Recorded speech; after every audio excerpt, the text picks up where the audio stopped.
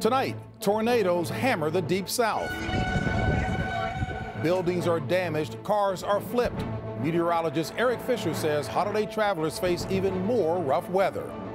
In a stunning reversal, The Interview will be shown in theaters. Jerika Duncan reports while Ben Tracy investigates whether North Korea really was behind the Sony hacking. This was a company that has essentially been nuked from the inside. The U.S. economy shifts into overdrive thanks to tumbling gas prices. Manuel Bojorquez reports. I know a change gonna come. And Anthony Mason looks back at a civil rights anthem released 50 years ago this week. It's the kind of song, as a songwriter, you want to write.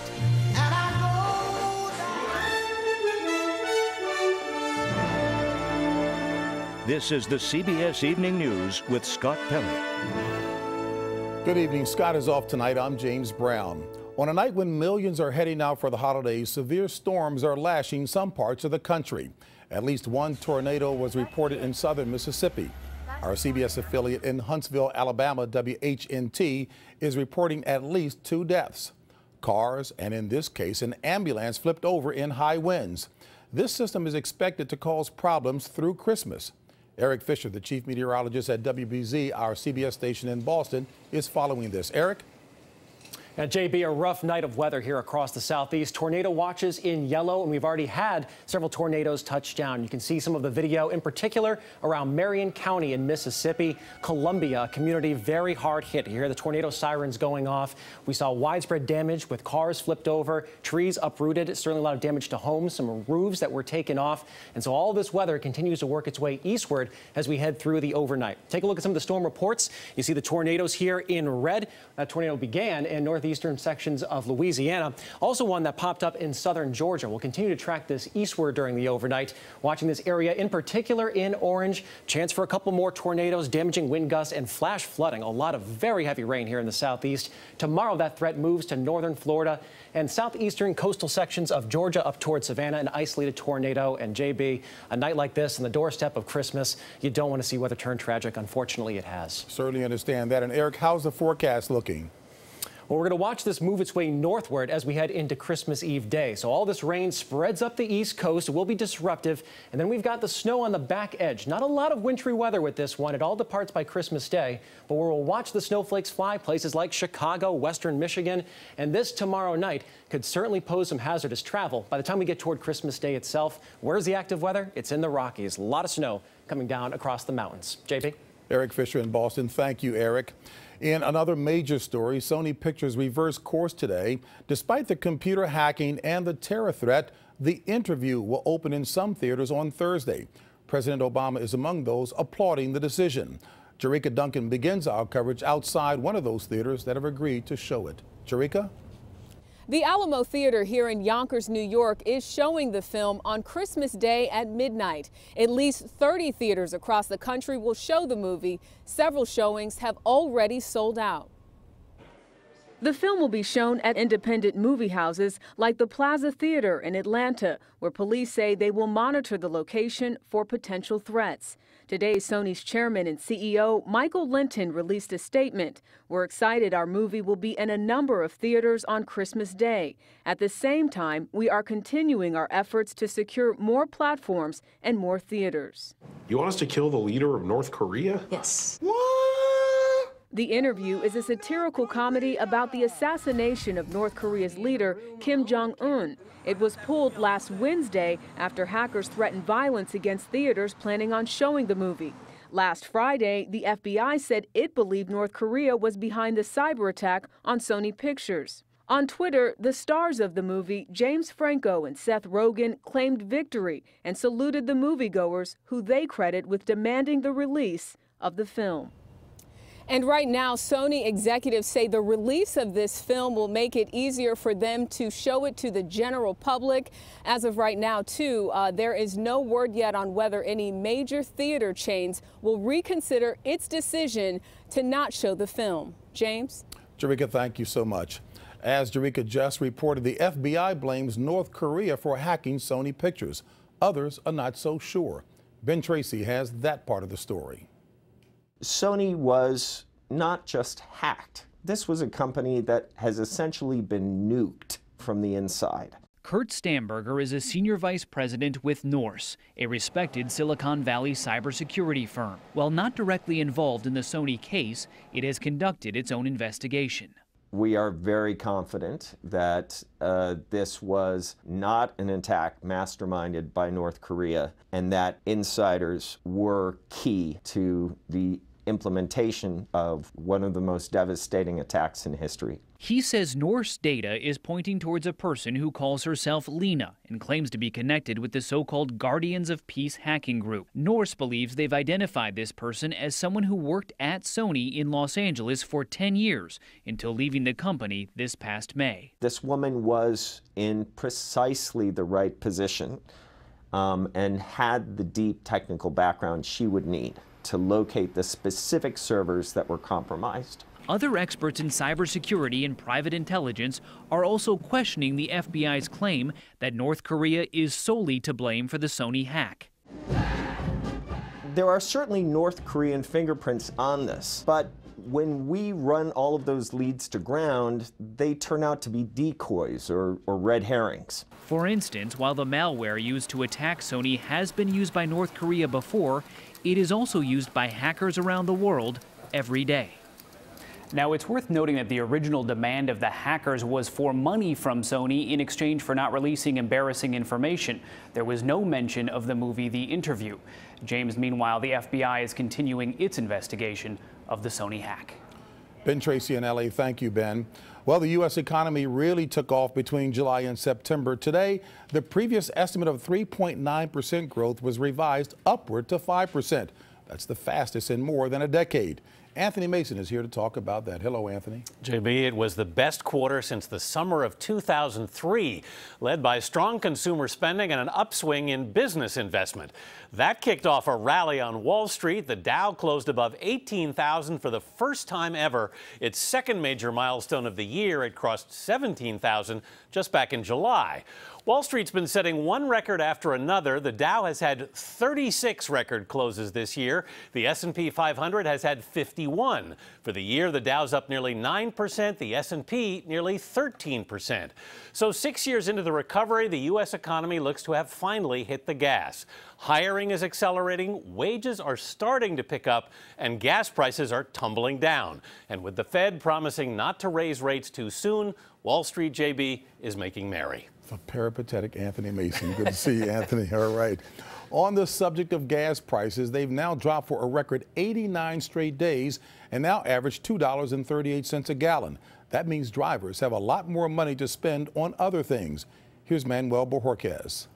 $1.99, it's sweet. Dallas taxi driver Gerald Colgrove says he's saving $40 to $50 a week on gas. What do you plan to do with that extra money? Well, I've already basically done it. I've given maybe 2 extra gifts to my 5 grandchildren for Christmas. Every day, motorists are saving $450 million on gasoline compared to prices in June. Nearly 40% of people in one poll reported having more money to spend each month because of savings at the pump. More than a third of those with additional income plan to use their savings on holiday gifts. Cheaper gas is also boosting holiday travel. Nearly 90 million people are expected to make a road trip, up 4% from last year. Lacey Patterson will drive 500 miles. I was not planning to travel, and just due to the changes and due to the allowances I've had with the extra money, I decided to make a trip. The savings go beyond the road. In Louisiana, shrimpers are paying up to 70 cents less per gallon. That adds up when you consider boats, like the ones owned by David Chauvin, can hold 10,000 gallons of fuel. What does that translate to for your guys? Money in their pockets. We figured out it was the equivalent to probably a little over $1,000 in each crewman's pocket. By one estimate, cheaper fuel was the equivalent of a $75 billion tax cut for U.S. households. But James, with prices like these still falling, the cut looks more like $100 to $125 billion. Thank you, Manuel. Tonight, an airport baggage handler and a former Delta Airlines employee are charged with smuggling guns on jetliners. Some of the guns were loaded. Jim Axelrod shows us how agents cracked the case. Prosecutors say this surveillance video taken at Atlanta's Hartsfield-Jackson Airport captures a man named Mark Henry at work, smuggling some of the more than 150 guns transported in carry-on bags on nearly 20 Delta flights. Brooklyn District Attorney Ken Thompson. They breached the security to smuggle so many firearms, so many guns on planes from Atlanta to New York City. Henry was busted 2 weeks ago. Yesterday, federal agents nabbed a Delta baggage handler named Eugene Harvey. Investigators say Henry bought the guns in Atlanta, gave them to Harvey, whose job allowed him into secure parts of the airport without being screened, and then retrieved the guns from Harvey once Henry had cleared security. He then flew to New York, where he sold them. We're fortunate that we were able to get all the guns that they tried to put on the streets of Brooklyn. According to the FBI, the two were part of a trafficking ring under surveillance for 8 months. But when Henry was arrested 2 weeks ago with a black Oakley backpack that held 18 handguns of various makes and models, 7 of which were loaded, investigators say Henry gave up Harvey. The case raises the troubling question of why, as it says in the complaint, Delta Airlines employees are not subjected to screening by the TSA upon entry to the internal, secure, restricted area at Hartsfield-Jackson.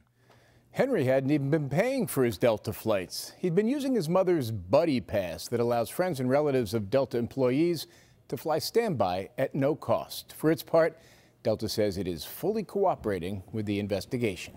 JB? Jim Axelrod here in our newsroom. Thank you, Jim. Still ahead, President Obama and the delicate balance of race relations. What can the president do to diffuse tensions? Today, a moment of silence was observed in New York for 2 murdered police officers. Fellow officers bowed their heads at 2:47 p.m., the exact time of Saturday's attack. Mayor Bill de Blasio marked the moment at City Hall.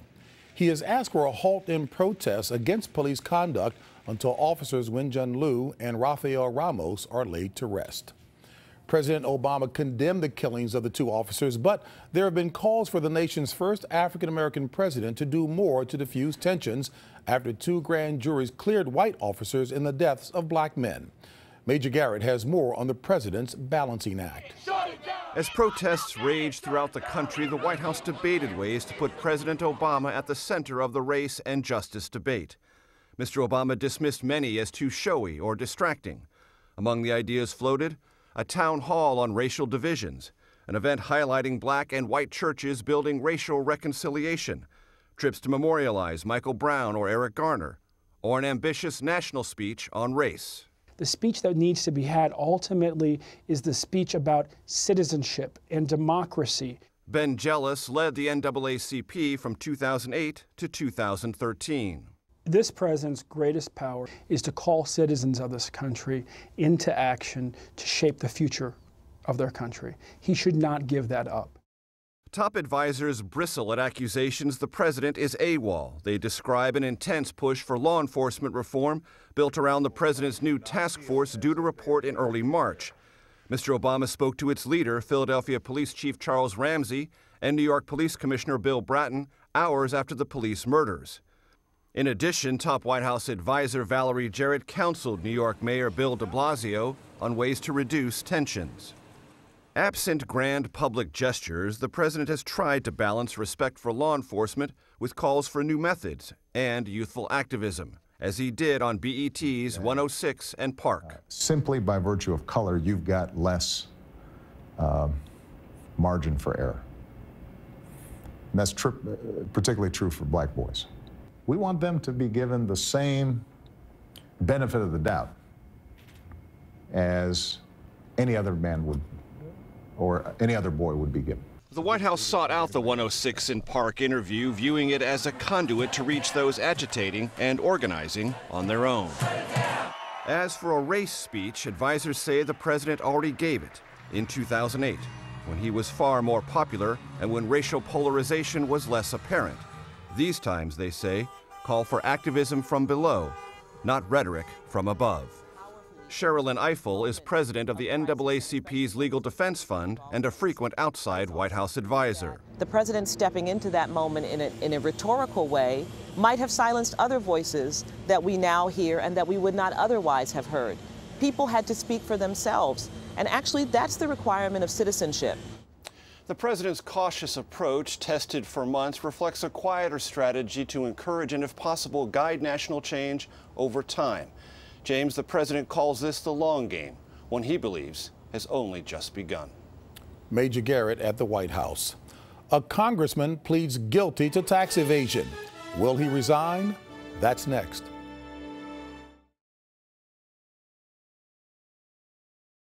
Nearly 300 passengers had a scare on the tarmac at New York's LaGuardia Airport today. The FAA says a Southwest Airlines jet was getting ready for takeoff when its wing clipped the tail of an American Airlines jet taxiing to its gate. No one was hurt, but both planes were taken out of service. Republican Congressman Michael Grimm of New York pleaded guilty to tax evasion today. Grimm made headlines when he was caught on video threatening a reporter who had asked him about an investigation of his campaign. Grimm was charged with hiding more than $1 million in sales and wages from a restaurant he owned. He faces nearly 2 years in prison, but today he refused to resign. And that's the CBS Evening News. For Scott Pelley, I'm James Brown. Good night.